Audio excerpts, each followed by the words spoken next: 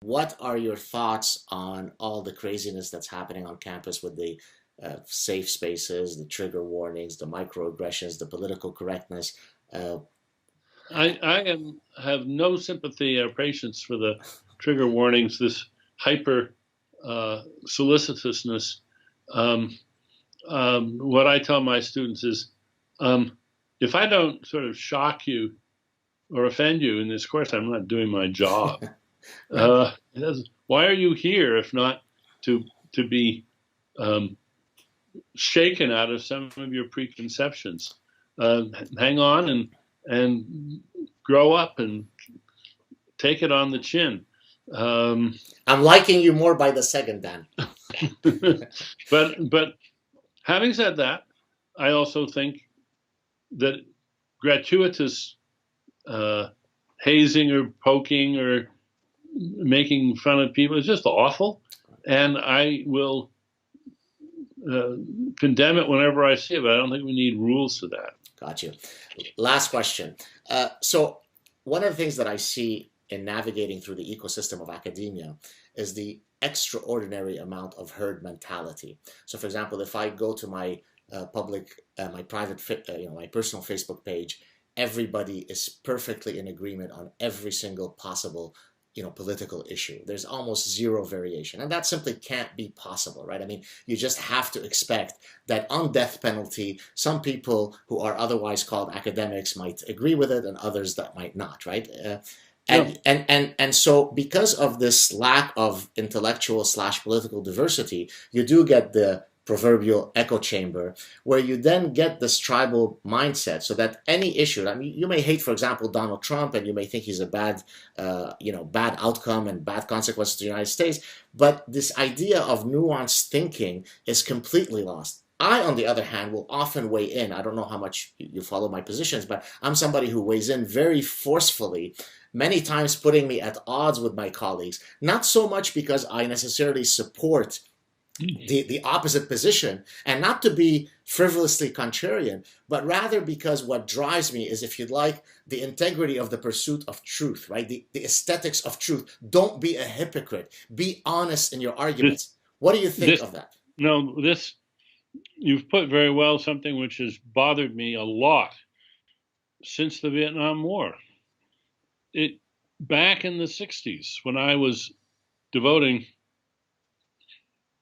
huge percentage of my time and energy, probably too much, but didn't. How could it be too much to trying to stop the war? I was about as passionate about the anti-war movement as you could be, and I never solved the problem of what to do about others who were equally passionate, who were saying really stupid things. And did I button my lip and let them blackmail the rest of us into making claims which I knew were false? Or was I this troublemaker, letting down the side critic who shouldn't be saying these things in public? I think that is one of the great moral problems facing just about everybody today.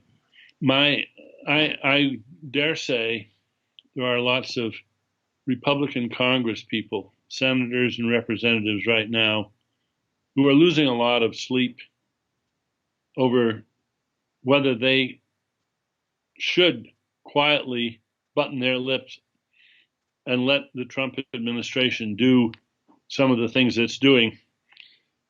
At what point do they have to stand up, let the chips fall where they may, and say no in as loud and forceful a way as they can? I would be astonished if that wasn't true. Is the reason that people can't do that ultimately is because they're succumbing to our innate proclivity to engage in coalitional thinking? Therefore, I'm a member of the blue team, and therefore I will go to the death supporting every argument of the blue team, for I could not concede one to the red team. Is that as simple as No, that? I don't think so. You may be right, but my view is that this is a perplexity. This is a difficulty that arises in the most completely dispassionate and rational circumstance. That is, take a bunch of rational angels who are doing battle, a public relations battle, not war, but we're trying to persuade a difficult to persuade majority not to go ahead with something. If some of their members are using dubious tactics, are using rhetoric which is probably counterproductive, are simply making up stuff, what do you do?